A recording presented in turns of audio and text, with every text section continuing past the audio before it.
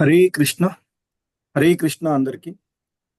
So ఈరోజు శ్రీమద్ భాగవతం క్లాస్కి మీ అందరికీ కూడా ఇస్కాన్ శ్రీ శ్రీ రాధా గోవింద ఆలయము మంగళూరు కులాయి నుండి స్వాగతం తెలియచేస్తూ ఉన్నాము.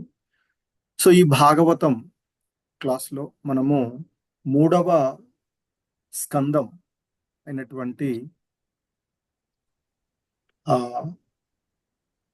యథాస్థితి అనేటువంటి స్కందంలోని 28వ అధ్యాయము భక్తి యోగానుష్ఠానమును గూర్చి కపిల భగవానుల యొక్క ఉపదేశాలను చూస్తున్నాము. అందులో ఈరోజు 12 మరియు 13వ శ్లోకాలను మనము ఇస్కాన్ వ్యవస్థాపక ఆచార్యులైన శ్రీల ప్రభుపాదుల వారి యొక్క భావము మరియు భాష్యం ద్వారా అవగాహనం చేసుకోవడానికి ప్రయత్నించాం.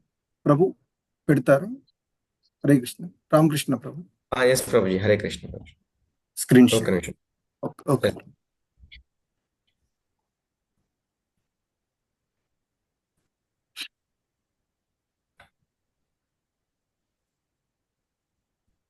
హరే కృష్ణ. ఓం నమో భగవతే వాసుదేవాయ. ఓం నమో భగవతే వాసుదేవాయ. ఓం నమో భగవతే వాసుదేవాయ.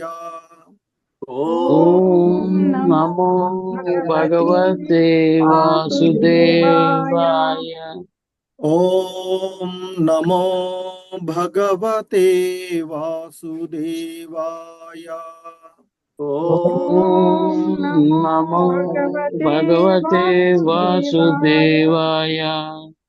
నారాయణం నమస్కృత్య నరం చైవ నరోత్తమం. నారాయణం నమస్కృత్య నరం చైవ నరోత్తమం. దేవీం సరస్వతిం వ్యాసం తతో జయముదీరయేత్. దేవీ సరస్వతి వ్యాసం తతో జయముదీరయేత్. నష్టప్రాయేష్వభద్రేషు నిత్యం భాగవత సేవయా. నష్టప్రాయేషు అభద్రేషు నిత్యం భగవతి ఉత్తమ శ్లోకే భక్తిర్భవతి నైష్టికీ. భగవతి ఉత్తమ శ్లోకే భక్తిర్భవతి నైష్టికీ. హరే కృష్ణ. శ్రీమద్ భాగవతము 3వ స్కందము 28వ అధ్యాయము 12వ శ్లోకము. Please repeat. హరే కృష్ణ. యదా మనస్వం విరజం. యదా మనః స్వం విరజం. యదా మనస్వం విరజం. యదా మనః స్వం విరజం. యదా మనస్వం విరజం. యదా మనః స్వం విరజం. యోగేన సుసమాహితం. యోగేన సుసమాహితం. యోగేన సుసమాహితం. యోగేన సుసమాహితం. యోగేన సుసమాహితం. యోగేషు సుసమాహితం. కాష్టాం భగవతో ధ్యాయేత్. కాష్టాం భగవతో ధ్యాయేత్. కాష్టాం భగవతో ధ్యాయేత్. కాష్టాం భగవతో ధ్యాయేత్. కాష్టాం భగవతో ధ్యాయేత్. కాష్టాం భగవతో ధ్యాయేత్. స్వనాసాగ్రావలోకనః. స్వనాసాగ్రో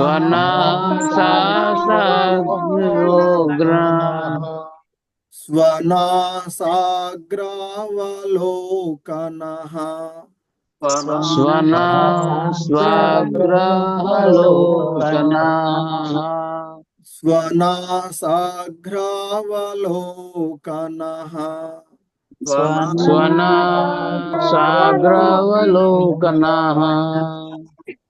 యదా మనస్వం విరజం యోగేన సుసమాహితం యదా మనస్వం విరజం యోగేన సుసమాహితం యదా మనస్వం విరజం యోగేన సుసమాహితం యదా మనస్వం విరజం యోగేన సుసమాహితం కాష్టాం భగవతో ధ్యాయేత్ స్వనాసాగ్రావలోకనః భగవతో ధ్యాయేత్ స్వనాసాగ్రవలోకనః కాష్టాం భగవతో ధ్యాయేత్ స్వనాసాగ్రావలోకనః అష్టాం భగవతో ధ్యాయేత్ స్వనాసాగ్రవలోకనః హరే కృష్ణ యదా మనస్వం విరజం యోగేన సుసమాహితం కాష్టాం భగవతో ధ్యాయేత్ స్వనాసాగ్రావలోకనః యదా మనస్వం విరజం యోగేన సుసమాహితం కాష్టం భగవతో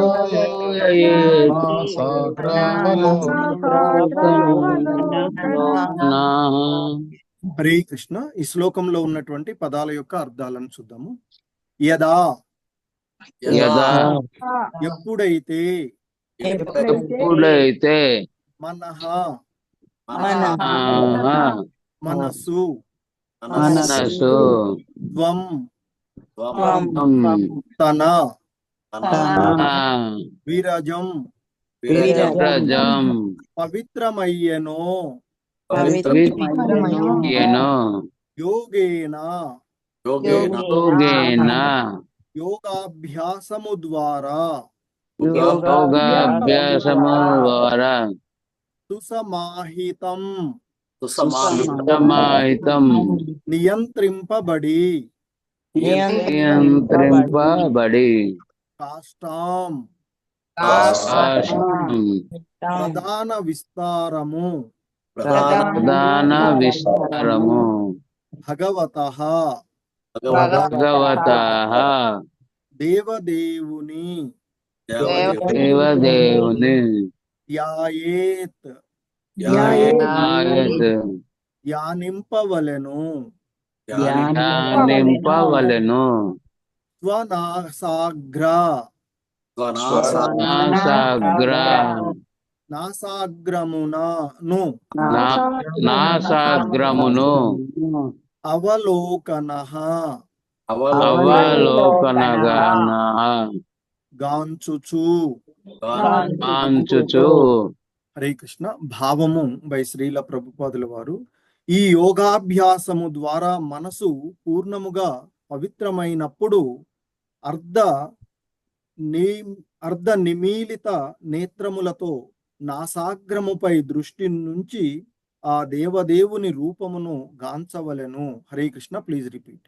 ఈ యోగాభ్యాసము ద్వారా యోగాభ్యాసము ద్వారా మనసు మనసు పూర్ణముగా పవిత్రమైనప్పుడు పూర్ణముగా పవిత్రమైనప్పుడు అర్ధ నిమీలిత నేత్రములతో నాసాగ్రముపై దృష్టి నుంచి దేవదేవుని రూపమును గాంచవలెను. దేవదేవుని రూపమును గాంచవలెను. హరే కృష్ణ. భాష్యము. విష్ణువు రూపము పైననే యోగి ధ్యానమును కొనసాగించవలెనని ఇచ్చట స్పష్టంగా తెలుపబడినది. ఇచ్చట కాష్టాం అను పదము పరమాత్ముని అంటే విష్ణువు యొక్క విస్తారమును సూచించును. భగవతః అను పదము విష్ణు భగవానుని సూచించును. దేవదేవుడు శ్రీకృష్ణుడే. అతని నుండి తొలి విస్తారమగు బలదేవుడు ఆవిర్భవించును. బలదేవుని నుండి సంకర్షణుడు, అనిరుద్ధార్థులు, తదనంతరము పురుషావతారములు ప్రభవించును. పూర్వపు శ్లోకములందు తెలుపబడినట్లు పురుషార్చనం ఈ పురుషుడు పరమాత్మునిగా తెలుపబడినాడు. యవ్వానిని యోగి ధ్యానించవలెనో అట్టి పరమాత్ముని వర్ణనము రాబోవు శ్లోకములందు వసగబడినది. నాసాగ్రముపై దృష్టి నుంచి యోగి తన మనసును విష్ణు కళపై లగ్నము కావింపవలనని ఈ శ్లోకమునందు స్పష్టంగా తెలుపబడినది. హరే కృష్ణ. నెక్స్ట్ శ్లోకాన్ని పెట్టండి. సో శ్రీమద్ భాగవతము 3వ స్కందము 28వ అధ్యాయము 13వ శ్లోకము. హరే కృష్ణ. ప్రసన్నవదనాంభోజం ప్రసన్నవదనాంభోజం ప్రసన్నవదనాంభోజం ప్రసన్నవదనాంభోజం ప్రసన్నవదనాంభోజం ప్రసన్నవదనాంభోజం పద్మగర్భారుణేక్షణం పద్మగర్భారుణేక్షణం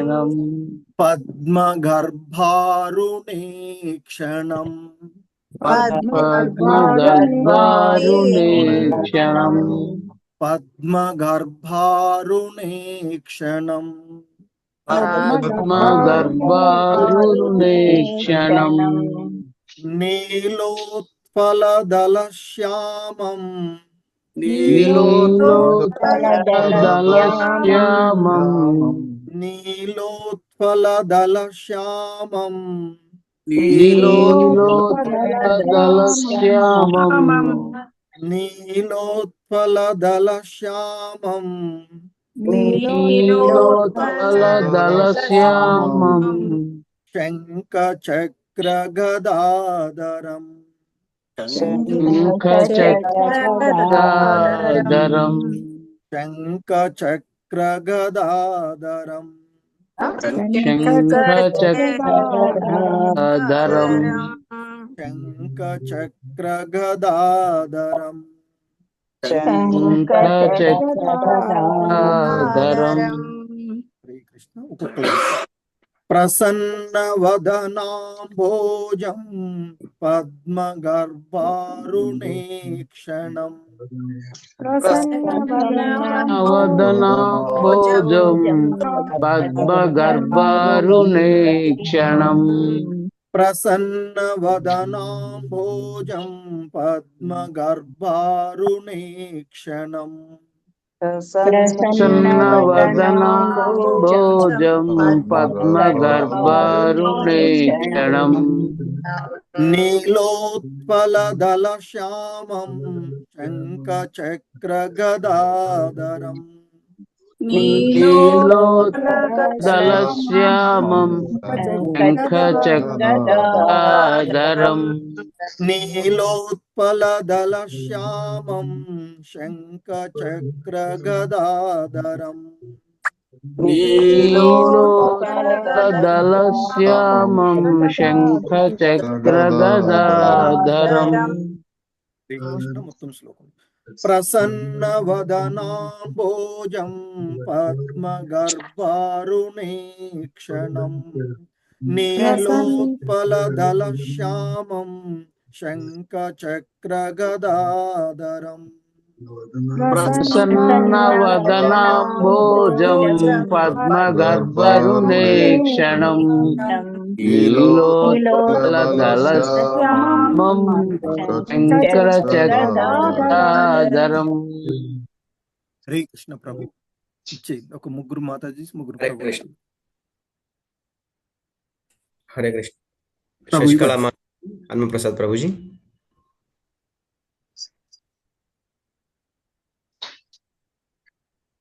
शशिकला माता जी। हरे कृष्ण प्रभु जी। माता चलो हरे कृष्ण। प्रसन्नवदनाम्भोजं पद्मगर्भरुणीक्षणं नीलोत्पलदलश्यामं शङ्खचक्रगदाधरं। ధన్యవాదాలు ప్రభు। హరే కృష్ణ। हरे कृष्ण प्रभु जी। प्रभु चलो प्रसन्न वदनाम्भोजं पद्मगर्भारुणेक्षणं नीलोत्पलदलश्यामं शंखचक्रगदाधरं। हरे कृष्ण प्रभु जी। धन्यवादाలు प्रभु जी। हरे कृष्ण। अरुणा आई माता जी, वेंकट नरसारेड्डी प्रभु जी। हरे कृष्ण प्रभु प्रणाम। प्रसन्नवदनाम्भोजं पद्मगर्भारुणेक्षणं नीलोत्पलदलश्यामं शंखचक्रगदाधरं। हरे कृष्ण प्रभु। ఏమన్నారు ఏం పడలే। हरे कृष्ण प्रभु जी। प्रसन्न वदनाम्भोजं पद्मगर्भारुणेक्षणं नीलोत्पलश्यामं शंखचक्रगदाधरं। हरे कृष्ण प्रभु। हरे कृष्ण। श्रीनिवास दयामय दास प्रभु जी, इंदुमती बी माता जी। हरे कृष्ण प्रभु। प्रसन्नवदनाम्भोजं पद्मगर्भारुणेक्षणं नीलोत्पलदलश्यामं शंखचक्रगदाधरं। हरे कृष्ण। हरे हरे कृष्ण। कृष्ण। ओम नमो भगवते वासुदेवाय। प्रसन्नवदनाम्भोजं पद्मगर्भारुणेक्षणं नीलोत्पलदलश्यामं शंखचक्रगदाधरं। हरे कृष्ण प्रभु। धन्यवाद। हरे कृष्ण। సో ఈ శ్లోకాల్లో ఉన్నటువంటి ఈ శ్లోకంలో ఉన్న పదాల యొక్క అర్థాలను చూద్దాము। హరే కృష్ణ। ప్రసన్న ప్రసన్న మగు వదన వదనమును అంభోజం కమలమును బోలిన పద్మగర్భ కమలపు అంతర్భాగము అరుణ ఎర్రని ఈ క్షణం నయనములతో నీల ఉత్పల నీలి కమలపు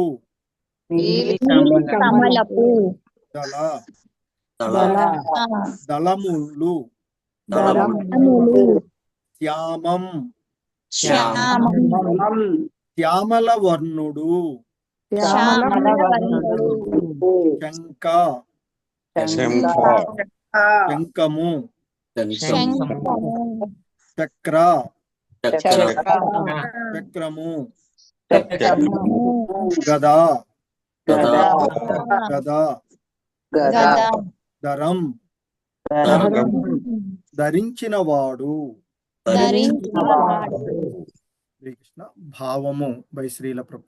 భగవానుడు పద్మగర్భపు అరుణ నయనములను గూడిన ప్రసన్న ముఖార విందమును కలిగియుండును, నీలోత్పల దళములను బోలిన శ్యామల దేహుడగు ఆతడు శంఖ చక్ర గదములను దాల్చియుండును। హరే కృష్ణ। Please repeat. భగవానుడు పద్మగర్భపు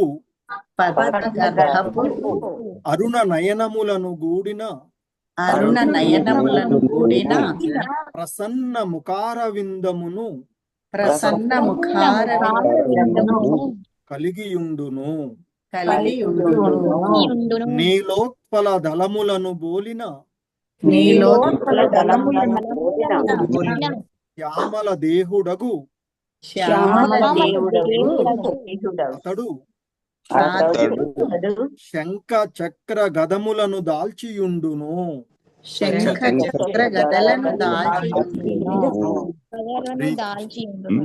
హరే కృష్ణ। భాష్యము ఓకే ప్రభు, అందరిని మ్యూట్ చేసేయండి ఇక. హరే కృష్ణ. భాష్యము. విష్ణు రూపము పైననే యోగి తన మనసును కేంద్రీకరించవలనని ఇచ్చట స్పష్టంగా ఉపదేశించబడినది. విష్ణువు రూపములు 12 కలవు. అవి చైతన్య మహాప్రభువు ఉపదేశములందు వర్ణితమైనవి. శూన్యమునందో లేదా నిరాకారము పైననో ఎవ్వరునూ మనసును నిలుపలేరు. కనుక ఈ శ్లోకమునందు వర్ణితమైనట్లు ప్రసన్న వదనుడగు విష్ణువు పైననే మనసును సంలగ్నము కావించవలెను. నిరాకారము పైననో లేదా శూన్యము పైననో ధ్యానము కావించుట ధ్యానపరునికి క్లేశకరమని భగవద్గీత యందు పలికినది. నిరాకార అంటే లేదా శూన్య ధ్యానమునందు అనురక్తులైన వారు అనేక క్లేశములను ఎదుర్కొనవలసి వచ్చును. నిరాకారమైన దేనియందును మనసును సంలగ్నము చేయుటకు మనము అలవాటు పడకపోవుటయే అందులకు కారణం. నిజమునకు అటువంటి ధ్యానము అసాధ్యము కూడా అయ్యున్నది. మనుజుడు తన మనసును దేవదేవుడగు శ్రీకృష్ణుని పైననే నిలుపవలెనని భగవద్గీత సైతము ధృవపరచినది. దేవదేవుడగు శ్రీకృష్ణుని వర్ణము నీలోత్పల దళము అని ఇచ్చట వర్ణించబడినది. అనగా ధవళ నీల వర్ణము కలిగిన కమల దళములను అది బోలియుండును. కృష్ణుడెందులకు శ్యామల వర్ణుడుగా చిత్రీకరించబడునని జనులు ఎల్లప్పుడూ అడుగుచుందురు. నిజమునకు ఆ వర్ణము ఎవరో చిత్రకారుని చేత ఊహించబడినది కాదు. ప్రామాణిక వాజ్మయమున అది వర్ణించబడినది. బ్రహ్మ సంహితం ఎందును శ్రీకృష్ణుని దేహ వర్ణన నీలి మేఘంతో పోల్చబడినది. అనగా భగవానుని దేహం వర్ణము కళాకారుని కల్పనము కాదు. భగవానుని దేహము, అతని ఆయుధములు, ఇతర సంపత్తిని గూర్చి బ్రహ్మ సంహిత, శ్రీమద్ భాగవతము, భగవద్గీత పెక్కు పురాణముల యందు ప్రామాణిక వర్ణములు కలవు. అతని రూపము ఇచ్చట పద్మ గర్భారుణేక్షణం అని వర్ణించబడినది. అతని నయనములు కమలాంతర్భాగమును బోలును. శంఖము, చక్రము, గద, పద్మములను అతడు తన చతుర్భుజముల యందు దాల్చియుండును. హరే కృష్ణ. జగద్గురు శ్రీల ప్రభుపాద్ కి జై. సో ఇది శ్రీల ప్రభుపాదుల వారు ఇచ్చినటువంటి భాష్యము ఈ శ్లోకమునకు, 13వ శ్లోకమునకు. హరే కృష్ణ. ఓం అజ్ఞానతిమిరాంధస్య జ్ఞానాంజనశలాకయా చక్షుర్మిలితం యేన తస్మై శ్రీ గురవే నమః. నమో ఓం విష్ణుపాదాయ కృష్ణ ప్రేష్టాయ భూతలే శ్రీమతే భక్తి వేదాంత స్వామినితి నామినే. నమస్తే సారస్వతీ దేవే గౌరవాణి ప్రచారిణి నిర్విశేష శూన్యవాది పాశ్చాత్య దేశతారిణి. జయ శ్రీ కృష్ణ చైతన్య ప్రభు నిత్యానంద శ్రీ అద్వైత గదాధర శ్రీవాసాది గౌర భక్త బృంద. హరే కృష్ణ కృష్ణ కృష్ణ హరే హరే, హరే రామ రామ రామ హరే హరే. హరే కృష్ణ కృష్ణ కృష్ణ హరే హరే, హరే రామ రామ రామ హరే హరే. హరే కృష్ణ. సో ఇక్కడ ఈ అధ్యాయంలో మరి ఆ కపిల భగవానుల వారు మానవుడు ఏ విధంగా ఈ భౌతిక జగత్తు బంధనాల నుండి బయటపడతాడు, ఏ విధమైనటువంటి భక్తి యోగ అనుష్ఠాలను అతడు ఆచరించవలెను అనేటువంటి అంశాలను ఆయన తెలియచేస్తూ మనకి చెప్పినటువంటి అంశాలను చూస్తూ ఉన్నాము. ఈ క్రమంలో ఆయన ప్రాణాయామము అంటే ముఖ్యంగా అష్టాంగ యోగ విధానమును గురించి చెప్పి, సో అందులో ప్రాణవాయు మార్గాలను శుభ్రపరచుకునేటువంటి విషయాలను ఆయన తెలియచేసినటువంటివి మనం చూసాం. అంటే పూరకము, తర్వాత కుంభకము, రేచకము అనేటువంటి ఆ పద్ధతులు, లేదా అణు విలోమాను పద్ధతులు చేయడం ద్వారా మనము శ్వాసను నియంత్రించుకొని ఈ విధంగా ఇలా. సో ఆ విధంగా ప్రాణాయామం చేయడం ద్వారా బంగారం ఏ విధంగానైతే అగ్నివేన పడవేచి గాలిని వీచినప్పుడు మాలిన్యాలన్నీ తొలగిపోతాయో, ఆ ప్రాణాయామ పద్ధతులను అభ్యసించడం వల్ల యోగులు శీఘ్రంగానే మానసికమైనటువంటి కల్పనల నుండి బయటపడతారు, కలతల నుండి బయటపడతారు అనేటువంటి విషయాన్ని మనకి అంతకు ముందు శ్లోకాల్లో చెప్పినటువంటి. అలాగే ఇంకా ఆయన ప్రాణాయామము ద్వారా యోగి తన యొక్క ఆ దైహిక స్థితికి సంబంధించినటువంటి కల్మషాలను తొలగించుకుంటాడు అని, ధారణము ద్వారా సమస్త పాపకర్మల నుండి అతడు బయటపడతాడు అని, ఇంద్రియ నిగ్రహం ద్వారా భౌతిక సాంగత్వము నుండి బయటపడగా, ఇక దేవదేవుని ధ్యానము ద్వారా ఈ త్రిగుణ సంపర్కమైనటువంటి ఈ మాయా బంధనాల నుండి ముక్తుడవుతాడు అని చెప్పినటువంటి అంశాలను అంతకు ముందు శ్లోకంలో 11వ శ్లోకంలో నిన్నటి క్లాసులో మనం చూసాం. ఇక ఆ కపిల భగవానుల వారు ఇంకా చెప్తున్నారు. మరి ఆయన ఈ 12వ శ్లోకంలో ఈ విధంగా చెప్తున్నారు.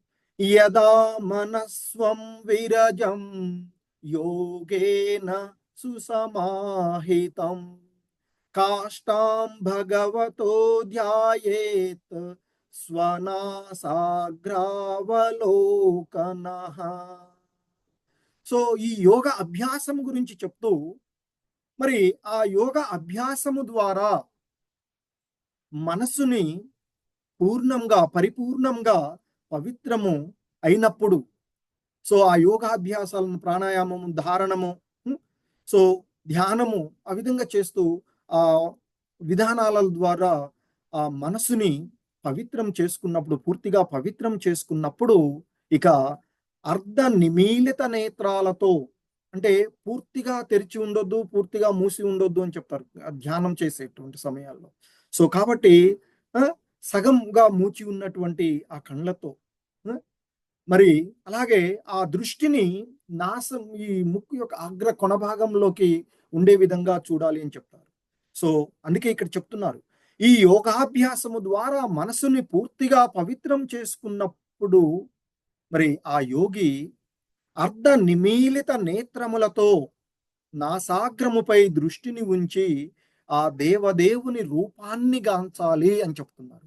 మరి ఆ దేవదేవుని యొక్క రూపం ఏ రూపాన్ని గాంచాలి అనేటువంటి దానికి ఇక రాబో ఈ శ్లోకాలలో 13, 14, 15 ఈ శ్లోకాలలో ఆ కపిల భగవానుడు ఆ భగవంతుని యొక్క ఇక్కడ కాష్టాం అంటే ప్రధాన విస్తారమైనటువంటి కృష్ణ భగవానుల వారి యొక్క కాష్టాం భగవతో అని చెప్తున్నారు ఇక్కడ మనకి ఈ శ్లోకంలో.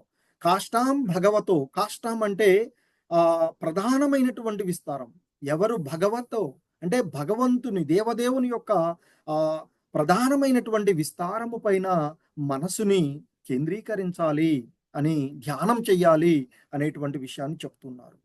సో శ్రీల ప్రభుపాదుల వారు భాష్యంలో చెప్తున్నారు ఇక్కడ మనకి, విష్ణు రూపము పైననే యోగి ధ్యానము కొనసాగించవలెనని ఇక్కడ చాలా స్పష్టంగా చెప్పబడినది అని చెప్తున్నారు. ఎందుకంటే కాష్టాం అనేటువంటి పదము ఆ విష్ణు భగవానుని సూచిస్తుంది. అంటే ఇక్కడ భగవత కాష్టాం అంటే భగవంతుని యొక్క ప్రధాన విస్తారము అని చెప్తున్నారు, అంటే విష్ణు భగవానుడు అనేటువంటిది. సో దేవదేవుడు ఇక్కడ మరి ఎవరు అంటే కృష్ణుడే అని, ఆ దేవదేవుని యొక్క తొలి విస్తారమైనటువంటి ఆ బలదేవుడు. సో మరి ఆ బలదేవుడు ఆవిర్భవించునని, ఆ బలదేవుడు నుండి సంకర్షణుడు, అనిరుద్ధుడు, తదనంతరం పురుషావతారాలు, మహావిష్ణువు, గర్భోదక సాయి, క్షీరోదక సాయి విష్ణువు అంటూ ఆ విధంగా ఆ పురుషావతారాలు అని మనం ఇంతకు ముందు శ్లోకాలలో ఒక్కొక్క దానికి ఎవరు అధిష్టాతగా ఉన్నారు అనేటువంటి అంశాల ద్వారా కూడా పూర్వపు శ్లోకాలలో కపిల భగవానులు వివరించినటువంటి అంశాలను మనం చూసినటువంటిది. సో మరి ఇక ఈ పురుషుడు మరి పరమాత్మునిగా తెలుపబడినాడు అంతకుముందే మనకి చూసింది.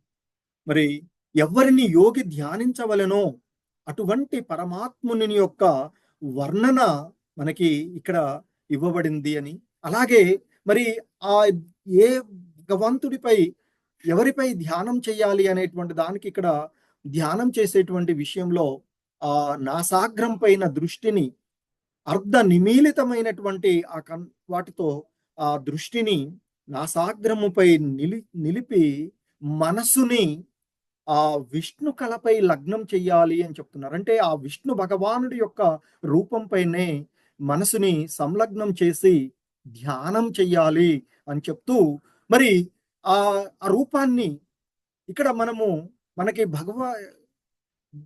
మనకి చెప్తూ ఉన్నటువంటి రూపాలు, వివిధ రకాలుగా చిత్రీకరించబడినటువంటి రూపాలు ఎవడో చిత్రకారుడు ఊహించి గీచినటువంటి విషయాలు కాదు అనేటువంటి విషయాన్ని శ్రీల ప్రభుపాదుల వారు నెక్స్ట్ శ్లోకాల్లో చాలా చక్కగా మనకి వివరిస్తూ ఉన్నటువంటి అంశాన్ని చూస్తూ ఉన్నాం. ఎందుకంటే ఎటువంటి రూపం పైన మరి ధ్యానం చెయ్యాలి అనేటువంటి విషయాన్ని ఆయన ఇక్కడ మనకి తెలియచేస్తూ ఉన్నటువంటిది. సో అందుకే ఈ 13వ శ్లోకంలో ఆ భగవానుడి విష్ణు భగవాను యొక్క కొంత వర్ణన ఇవ్వబడినటువంటిది. ఏ విధంగా వర్ణిస్తున్నారు, ఎటువంటి రూపం పైన ధ్యానాన్ని చెయ్యాలో ఆ రూపాన్ని ఆయన ఈ 13వ శ్లోకంలో వర్ణిస్తూ ఉన్నటువంటిది. ఏమని వర్ణిస్తున్నారు? ప్రసన్న వదనాంబోజం పద్మగర్భారుణేక్షణం నీలోత్పలదలశ్యామం శంఖచక్రగదాధరం. సో ఆ ప్రసన్నమైనటువంటి వదనమును కలిగినటువంటి ఆ భగవానుడు అంబోజం, ప్రసన్న వదన అంబోజం. అంబోజం అంటే కమలమును బోలినటువంటి, కమలాల దళాలను బోలినటువంటి. అలాగే పద్మ గర్భ అరుణ అంటే ఆ పద్మము యొక్క అంతర్భాగంలో ఉండేటువంటి ఎరుపు రంగు. పద్మ గర్భారుణ ఈ క్షణం అంటే నయనాలు, అంటే పద్మంలో అడుగు భాగంలో ఉండేటువంటి ఎర్రని ఉండేటువంటి కన్నులను కలిగినటువంటి వాడు ఆ భగవానుడు అని చెప్తుంది. అందుకనే ఇక్కడ భగవానుడు పద్మ గర్భపు అరుణ నయనములతో కూడిన ప్రసన్న ముఖారవిందనం, ప్రసన్న వదనం, ముఖారవిందము ఎంతో ప్రసన్న వదనంగా కలిగి ఉంటాడు అని చెప్తున్నారు. అలాగే ఇక ఆయన యొక్క దేహ వర్ణను ఇక్కడ చెప్తున్నారు. నీలోత్పల శ్యామం. సో నీలోత్పల దళములను అంటే ఆ కమలం యొక్క నీలి వర్ణాలను బోలినటువంటి శ్యామల వర్ణుడుగా అతని యొక్క దేహం ఉంటుంది అని చెప్తున్నారు.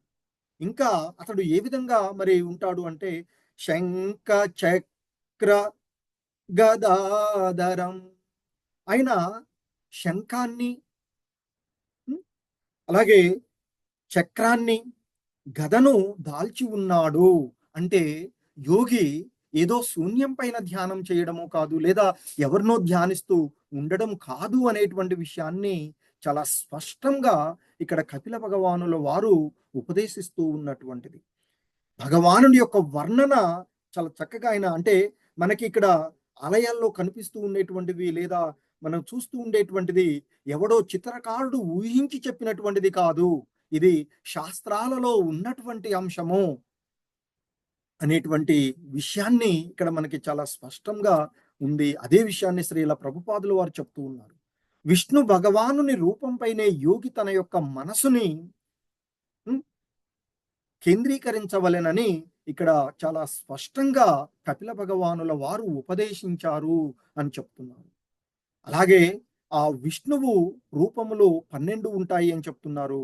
అవి చైతన్య మహాప్రభువుల వారు ఉపదేశించినట్లుగా వర్ణితమైనవి అని చెప్తున్నారు. సో అవి వేరే విధంగా చూడొచ్చు.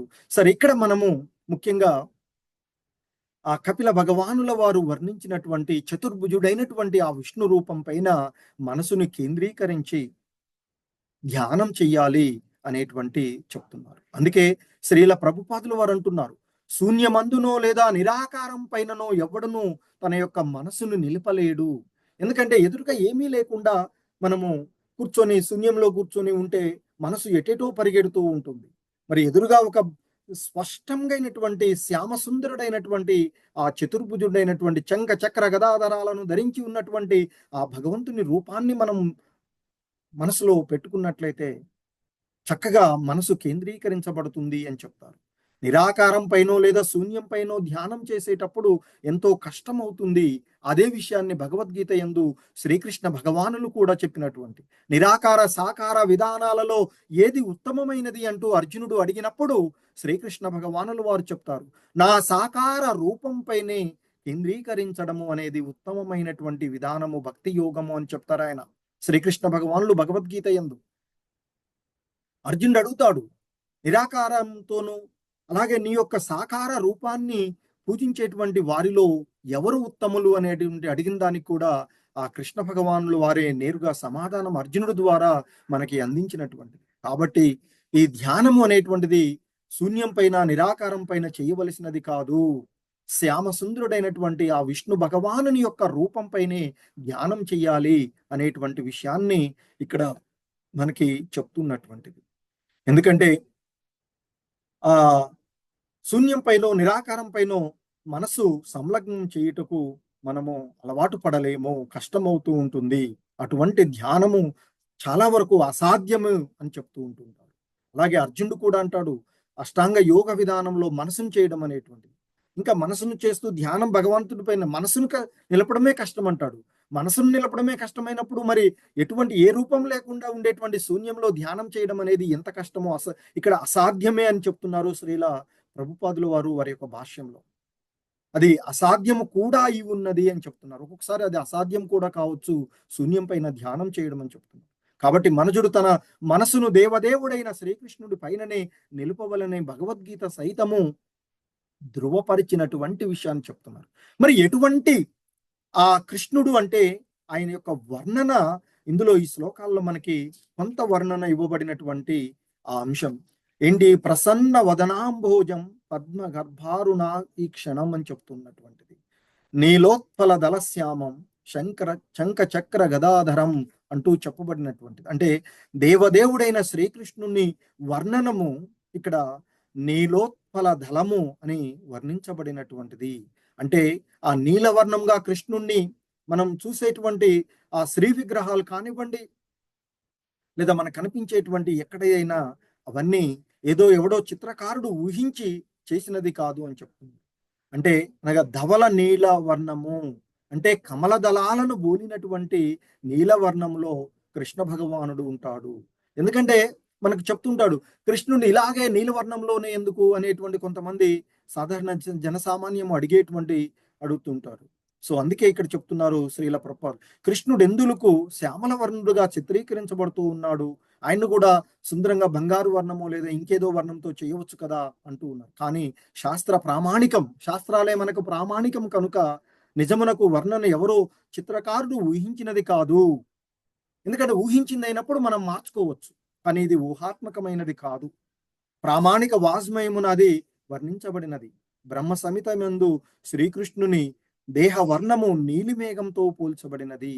సో అది కూడా మరలా ఇక్కడ కపిల భగవానులు వారు చేసినట్లుగానే బ్రహ్మ సంహిత యందు ఉన్నటువంటి అనగా భగవానుడు యొక్క దేహ వర్ణము ఆ కళాకారుడి యొక్క ఊహ కాదు, అది ఊహ కాదు, అది శాస్త్ర సమ్మితమైనటువంటి విషయము అని చెప్తున్నారు. భగవానుని దేహము, అతని యొక్క ఆయుధములు, మరి ఇతర సంపత్తి గురించి బ్రహ్మ సంహిత, భాగవతము, భగవద్గీత వంటి పెక్కు పురాణాల యందు ప్రామాణికమైనటువంటి వర్ణనలు ఉన్నవి అనేటువంటి విషయాన్ని చెప్తున్నారు. అతని రూపము ఇచ్చట పద్మ గర్భారుణే క్షణం అంటూ చెప్పబడినటువంటి విషయాన్ని చెప్తున్నారు. అంటే ఆ భగవంతుడి యొక్క నయనాలు ఆ పద్మం యొక్క అంతర్భాగంలో ఉండేటువంటి ఎరుపు వర్ణాన్ని కలిగినటువంటి నయనాలతో ఉంటాడు అని చెప్తున్నారు.